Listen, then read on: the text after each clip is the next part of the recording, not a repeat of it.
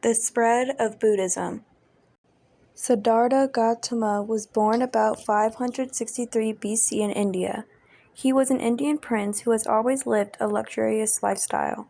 When he was 29 years old, he stepped out of the palace for the first time in his life and saw suffering, poverty, and pain. He decided he wanted to set out on a journey to end pain and suffering.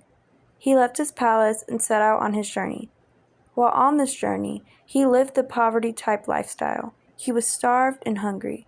He then realized that this wasn't the way to live and decided he needed to find something in the middle of poverty and a luxurious lifestyle. Then he found the middle path. When following this path, you can reach enlightenment. Enlightenment is a state of perfect knowledge or wisdom combined with infinite compassion. He then decided he wanted to tell people and spread the word about Buddhism. He went around spreading it to people who had open ears and anyone who wanted to hear about it. Sid died around the age of 80. It is unknown what year he had officially passed away. After he died, the people he got into that religion, while he was still alive, would dress in yellow robes and march down the countryside spreading the word. They were devoted to Gautama's teachings of Buddhism. They marched for over 200 years. Then came Ashoka the Great.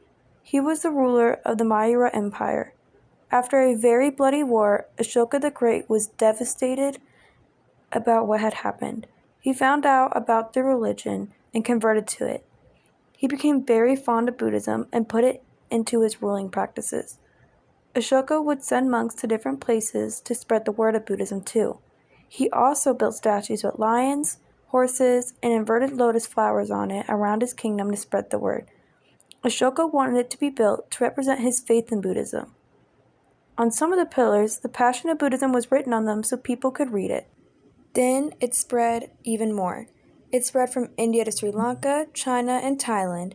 Then from China, it spread to Thailand, North and South Korea, and Japan. Then Korea spread it to Japan, and Japan spread it back to North and South Korea. Why is Buddhism important? Buddhism is important because now is one of the most practiced religions today. Siddhartha changed millions of people's lives.